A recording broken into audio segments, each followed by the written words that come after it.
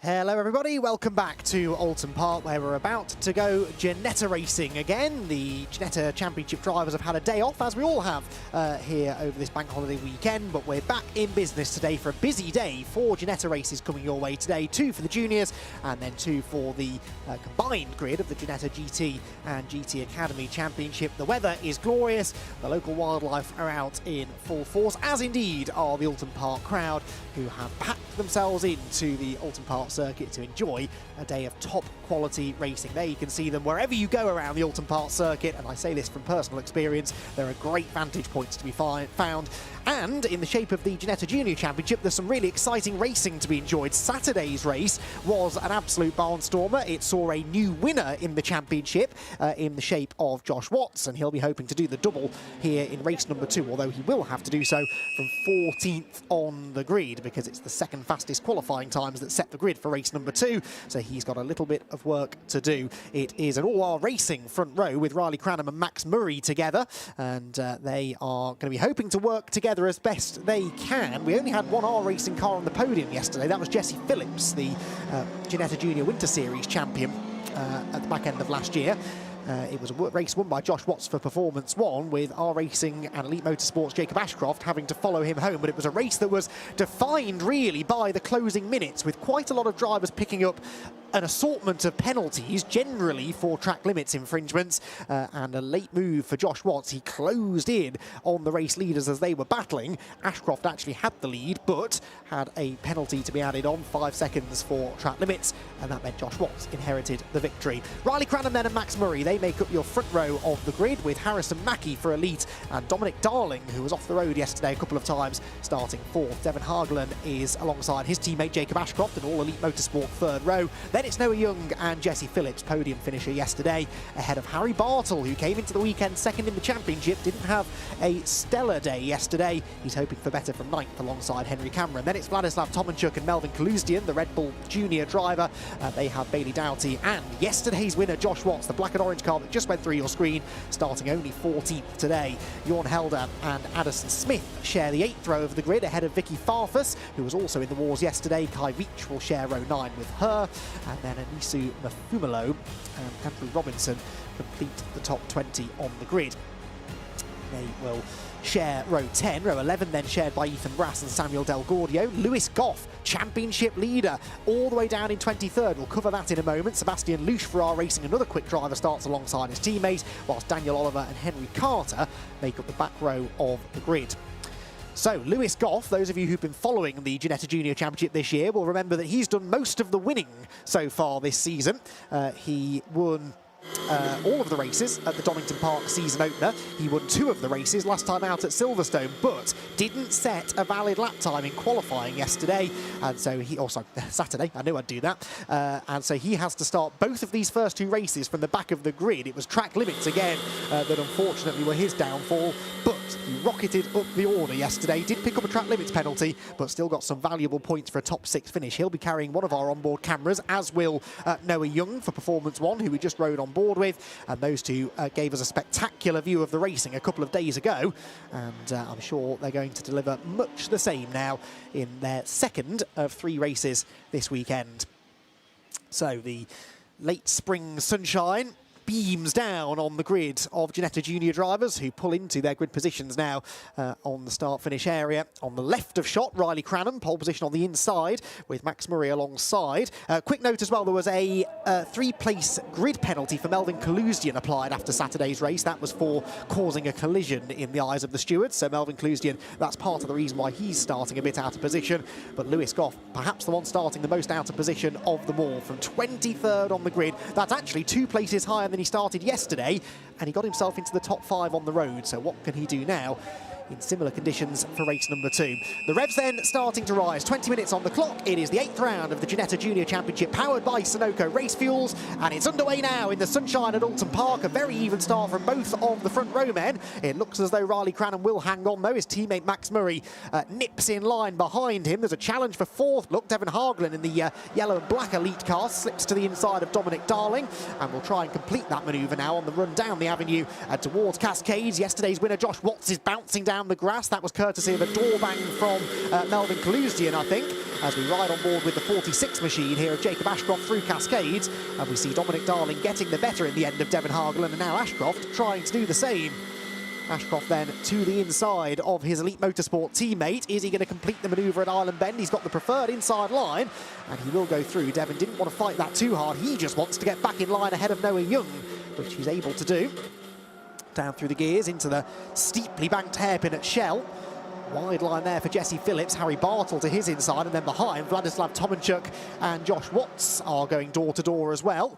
They're all going to have to settle this before they get to Britain's, though. You can't really run side by side through here. The floppy marker, as we expected, goes flying, and there is a bit of rubbing there. Phillips ends up on the grass, and he's got to be careful on the rejoin now. Finds a Ginetta G40 Evo-sized gap, and is just about able to keep his momentum as well ahead of yesterday's winner. They drop down the hill into the Hislop chicane. Watts actually pulls to the outside there of Phillips. That's ambitious. Did it work? Answer, not sure, but I don't think so. In fact, they're still side by side. Someone's been on the grass. You can see the dust kicked up here as we ride on board with our championship leader. And he's in behind Kai Veach. Kai Veach started 18th, so that gives you an idea of roughly where Lewis is up to. He's going to try and gain another position here into Druids. We're riding on board with him, but he's got an absolute roadblock in front of him. There's door banging between Vicky Farfus and Addison Smith, that was ahead of us, as Addison tries to hang it tough around the outside. There's no grip out there. He will lose momentum, but Lewis Goff can't take advantage of this because Kai Veach is defending in front of him. He goes to the outside. Now look how much later on the brakes he is. Gets past one, gets alongside the second car, and he should have the momentum now off the turn to hopefully complete that pass. That was, well, it's not quite done yet, but he has got the momentum. Vicky Farfus positions herself in front of the number 4 car, which then finds a gap. Does it? There's almost contact as they cross the timing line. Lewis Goff keeps on coming. He's got the inside for Old Hall, down the gears, and that's 3 positions gained in 2 corners. That was a masterclass in racecraft there from Lewis Goff, who read the situation ahead of him brilliantly and was able to gain 2 positions. So he now buys himself some clean air and will look to try and catch the next group ahead. At the head of the field, it's a 3-car breakaway. We saw much the same actually happen in the early stages of yesterday's race. Riley Cranham, Max Murray and Harrison Mackie breaking away. Max Murray was in 3rd position when he spun all on his own into Cascades midway through yesterday's race. And that was something a lot of drivers were struggling with in the high temperatures. The rear tyres in particular not yielding as much grip as they're used to. We had a lot of drivers sliding in the braking zones and a couple of them looping it all together, which is not something you see all that commonly in Ginetta Juniors. These cars very well balanced, very talented grid of drivers of course, but in these temperatures the Pirelli road tyres that the cars all run on are not yielding as much grip as the drivers might like. Nothing wrong with the tyre, it's just you've got to manage it slightly in this kind of weather. Here comes Jacob Ashcroft. Oh, that was a good move up the inside of Dominic Darling, who tries to shut the door on Devon Hagelen, and in fairness, does. Jesse Phillips again, look, is on the outside. He's sideways over the grass. That will aggravate the rear tyres. Gets it back in line, but it's pretty rough and tumble stuff in the midfield. Josh Watts there trying to get past Harry Bartle to be the best of the non-rookies, would you believe it? All the way down in 9th position, that battle is. Vladislav Tomanchuk's name dropping down the timing tower as well. Hopefully that's just a transponder glitch as Watts and Bartle continue to go door to door, as do the number 11 of Henry Cameron and Melvin Kaluzdian. Already a black and white warning flag for Harry Bartle for exceeding track limits in the number 18 car. Sorry, Riley Cranham, I beg your pardon, not Harry Bartle. Race leader Riley Cranham being warned about track limits at Cascades. That's early to be catching the attention of the clerk of the course. If he does that again, likely a 5-second penalty will appear on the timing screen, and that could have major ramifications for the result of the race, given the fact he leads them at the moment. There he is, dropping downhill with his teammate Max Murray, for now content to sit behind him, especially if he knows that Riley is on the verge of picking up a penalty. No need to go on the attack just yet for Max. They're getting away from Harrison Mackie, and they're really getting away from everybody else. It's 3.5 seconds nearly back to Jacob Ashcroft in 4th. Riding on board with Noah Young, this is, heading down into Island Bend. We are in 8th position, and that is therefore Jesse Phillips, our racing car ahead of us. Slamming it down through the gears into 2nd, let the banking carry you through the right-hander at Shell. But it looks a bit like Jacob Ashcroft is the cork in the bottle in that group, doesn't it? He's losing time to the leaders, and he's got an ever-increasing queue of cars. Looks stacked up behind him. 1, 2, 3, 4, 5, 6, 7, 8 of them hammering the curbs through Britons. It's such a spectacular shot, that, as they leap over the left-hand side curb. Makes me wince every time when you think of the forces that are going through the tyres, the wheels, the suspension, through the chassis, in fact. It's a rough ride for the drivers. And here, Jesse Phillips hops over the curb at his lops. Again, he's on the outside through the left-hand part of the chicane, trying to get past Dominic Darling, but to no avail. Oops, was a slide from Noah, who I think maybe had a bit of assistance into Knickerbrook corner. And the speed starts to build. They'll briefly pull 6th gear here past the water tower. The left-hand kink where the car goes light and then down a couple into Druids. Noah Young in his mirrors can see, if he's got the time to look, this entertaining battle going on to be the best of the non-rookie drivers. The top 8 then all entered into the rookie class, meaning it's certainly their first full season of racing in the category. Jesse Phillips here to the inside now of Noah Young, of Dominic Darling, and finally gets the move made. So Jesse Phillips takes 6th position, and now Noah Young tries to go with him. But no way through on the inside at Old Hall. Bartle in the 73, the first to pull out of line. He's going to try and go right round the outside of Noah Young. That's brave. Noah surely will show him the edge of the road. He does. And Bartle skates through the dirt. Did he gather that together? I think he did. Can't see any flashing of brake lights as they try to avoid him, but he is going to lose a place to Josh Watt. There's contact there. Oh, and around goes Noah Young. That was contact with Dominic Darling. They're both into the gravel trap, and that will be their race's run, and I fear that will require a safety car. That was the tiniest of touches. I think Darling got a bit sideways under braking, just as Max Murray did yesterday at that spot, and unfortunately collided with Noah, and one of our camera cars is going no further. The rest of the pack arrives at the Shell hairpin. That's shaken up the mid-order now. Josh Watts has got himself into 6th, so he's climbing up the order again. He started quite high up the field yesterday. He's had more overtaking to do in this race, but his pace in the second half of the race was much stronger than those around him. And I wonder whether after a safety car reset, which I anticipate may be coming, he might be able to use that long-run pace to his advantage again. No sign of the safety car yet, in fairness, but there we go. Right on cue, safety car scrambled. I had a feeling with 2 cars stuck in the gravel trap at Cascades. There they are. And Noah Young still in the car, perhaps hoping to assist with the recovery, but I think he's going to need a pretty hefty tow. Dominic Darling's car also will need to be pulled out of the way. I don't think there's too much damage done to the cars, so both drivers staying in for now, but no, Noah Young is getting out now, and I think the marshals ushering to Dominic Darling to vacate the car as well. And Noah Young exasperatedly throws his hand in the air, but we'll see a replay here. It wasn't intentional, was it? Dominic just got it wrong on the way into the corner. Maybe tried to apply a bit too much brake there to avoid running into the back of the car ahead. Here we go. This was the Noah Young's eye view. And that's Jesse Phillips, isn't it, in front of us? And I think Dominic hits the brakes to avoid Phillips, and that loses the rear of the car. And, even whilst in the process of having an accident, Noah Young is just gesticulating, wondering what on earth was going on. But it's very easily done. As I said, it's exactly what happened to Max Murray yesterday, except there was no one around Max when he did it. He had a solo spin into the gravel trap, but didn't take anyone else with him. So the Oulton Park marshals, who are well versed in extracting cars from that particular gravel trap. It's a fairly popular place to have an accident at Oulton. I've seen many a car stuck in that position over the years. The marshals will go to work, spare a thought, as we always say for the marshals, who are, I'm sure, still very grateful to have their ringside seats and to play an active role in keeping the event going. We wouldn't be able to do it without them. But I'm sure there's a little part of their brain that wishes they were somewhere a bit cooler today and maybe not wearing their marshals overalls. Well, there's Lewis Goff. Mentioned that he started 23rd. He is 8th, and he is a driver for whom this safety car has come at a good time.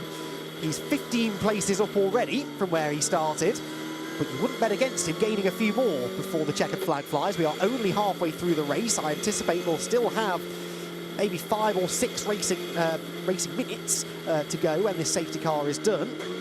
And that's ample opportunity for him to get up towards the podium places, one would have to hazard a guess. Those top 3, of course, had distanced themselves significantly from everybody else. That gap will now disappear. So it's game on now for those running in 4th place on back, and Lewis Goff is one of them. He'd actually got himself up ahead of Melvin Kaluzdian, look, just before that safety car.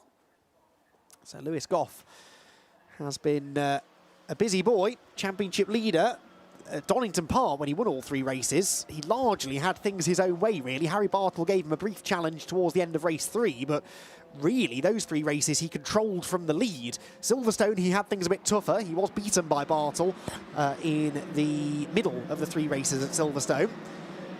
But this weekend, because qualifying was a disaster, he wasn't the only one, by the way, who didn't have lap times set. Sebastian Lusch, Daniel Oliver and Henry Carter all started at the back of the grid in this one because of track limits infringements in qualifying, but that just made Lewis's job a little bit more challenging in this race. Well, plenty of airtime. You can see the balance of the cars, though. They're front-engined cars, these Ginetta G40, so there's a lot of weight over the front axle anyway. As Harrison Mackie there wipes out the plastic bollard, which is looking worse for wear already, down at the Britain chicane. So yeah, a lot of weight over the front axle, but also they're braking through the left-hand element at Britain, so there's a lot of weight over the front of the car anyway, so they're not airborne for long. The nose dips pretty much as soon as they crest that curb, but it's still spectacular to watch, as is the effort being made by the marshals to get Noah Young's car out of the way. You can see the rear axle locked completely. It will be absolutely jammed with gravel. I think the front wheels weren't turning either. All of that gravel. And OK, there's not much damage done to the car, but that doesn't mean that the team will just give it a quick spray down and set it out for race 2. There will be a lot of work to be done on that car just to get the gravel out of the brakes and obviously everywhere through the front and rear axle. It gets everywhere it's not supposed to be. Does the gravel, and it can do a lot of damage if it's not all cleared. So that will be the main priority for the team. They've got a good few hours between this race and race 3, though, so they've got plenty of time to prepare the car. But Noah, unfortunately, will be starting from the back of the grid. So Riley Cranham leads. Harrison Mackie actually got himself ahead of Max Murray at some point, just before the safety car. So he is sandwiched now by the R Racing cars. There you can see the Elite Motorsport machine running in 2nd position. Harrison Mackie came into this race only 8th in the points. He is chasing a 2nd podium finish of the year, his first one coming in that middle race at Donington Park. So Harrison Mackie starting to come on a bit stronger now, and he will be gunning for Riley Cranham, that's for sure. Riley chasing a 1st podium of the season, although he's actually further up the points table than Harrison. Admittedly only by 4 points, but he sits 7th in the standings, but yet to finish inside the top 3. A maiden victory would be the perfect way to debut on the podium. But he's going to have some defending to do over the final 5 minutes or so. I'm hopeful we might go racing this time. I think that recovery vehicle that was heading through the Hislop chicane can hopefully take the exit partway up Clay Hill. There's an access road just to the right of the circuit as they come out of this corner, which is actually the old circuit. It used to be the old range corner back when this track opened in the 50s, and is still used today. It's a gravel road now. It's still used today once a year as part of the circuit rally that takes place here over Bonfire weekend in November. And it's also quite a handy way for the recovery vehicles to vacate the track when they are needing to get out of the way, and that's exactly what they've done. So the lights are out on the safety car. We are going to go racing this time, and Riley Cranham now starts to think about what his plans are going to be for the restart. The crowd are waiting with anticipation to see what he does as well. Are we in for another grandstand finish here as we had on Saturday? I suspect we might be. Don't count out the likes of Jacob Ashcroft, even Lewis Goff, who's in 8th position for this restart. Keep an eye on him, who will be making the moves when we restart the race. We restart, no, not yet. Riley Cranham in control of the field. He's being pushed through Lodge Corner by Harrison Mackie, who doesn't want to give him an inch. Now he steps on the loud pedal, but Harrison Mackie has very much gone with him. It's Max Murray, really, who was caught napping a little bit in 3rd position. He's under threat from Jacob Ashcroft as they barrel down towards Old Hall Corner once again. Defensive line immediately taken by Murray, and Ashcroft pulls to the outside. Devon Hargland behind. That's a move from Jesse Phillips to the inside of Josh Watts, and this could open the door for Lewis Goff by the time we arrive at Cascades. We're on board with the championship leader. Phillips, our teammate, to the right. Josh Watts to the left for Performance 1. And he's going to go with Watts, in fact, to the inside. He's sideways, nearly collided with his teammate. That could have been awkward. And that was a heart-stopping moment for Lewis Goff, who ironically I think might have not had as much tyre temperature there as he was anticipating, having been going around slowly behind the safety car. He's going to lose 2 positions as a result of that, so far from moving forward. That little moment has cost him 2 spots to Harry Bartle and Melvin Clusian.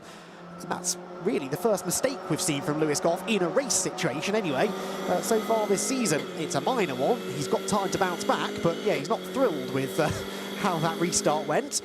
Don't quite know why he was angry at Melvin Clusian, maybe just giving himself a telling off, but anyway, he'll get back to it as they head over the hill. That was Josh Watts bouncing through the grass, and that might cost him a position now to Jesse Phillips, who didn't get past him actually in that whole exchange. Watts was able to hang on and still holds on as they drop down through his lops. Goff has just gone back ahead of Melvin Clusian, so he's back into what should be the top 10. Oh, Riley Cranham, the race leader. I said he'd been warned about track limits earlier on, and he's now picked up a penalty. So Riley Cranham, who leads on the road, is not in reality leading the race because 5 seconds will be added onto his time. It's a very similar situation to that we had yesterday on Saturday in race 1, where the leader on the road in the end was not the eventual race winner. We could be on course for a similar situation here. So Harrison Mackie is your net race leader, but he might have no choice but to go on the attack because he's got everyone else queuing up behind him. Jacob Ashcroft, look, goes to the outside of Max Murray. That's for essentially second position, and he might just make that stick. He's got the momentum. I'm sure his Elite Motorsport teammate Harrison Mackie will give him the slipstream, and indeed he does. Look, stays to the left-hand side of the road to give the draft to his teammate. They run different colours, but they are both run out of the Elite Motorsport stable. I don't know if that move's going to work, though, actually. Back with Lewis Goff, meanwhile, and he's looking for a really good exit from Old Hall Corner, which he gets, and he might be able to pick a few of them off here. He's going to make it 3 wide into Cascades. This is dangerous. They're 3 abreast through Dentons. He's on the outside line, the championship leader. Harry Bartle sails through on the inside, and I think they all just about made it through the corner. Brilliant racing in the closing stages here, and a slightly confusing situation where Riley Cranham is in front, but really it's what goes on behind him that's going to decide the outcome of the race. The top 2, though, actually getting away as a result of that skirmish behind, so Mackie in a really good position now, provided the team have told him about the penalty for the race leader.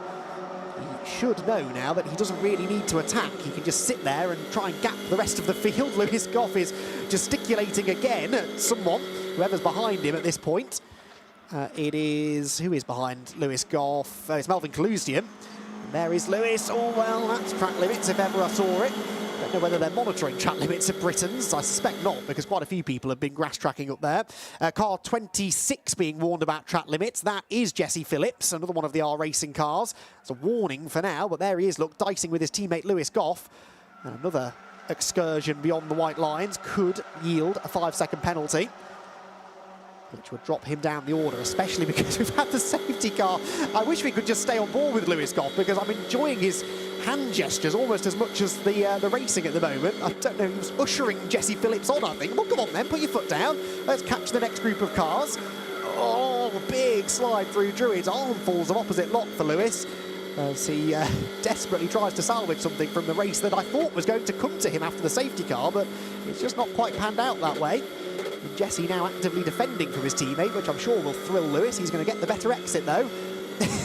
You can hear him screaming, come on, Jesse, stop defending, let's go. But I don't think Jesse's listening, or indeed able to hear you from back there. Right, battle for the lead on the road anyway, as Jacob Ashcroft, look, has been able to bridge that 0.8 of a second or so gap to the race leaders.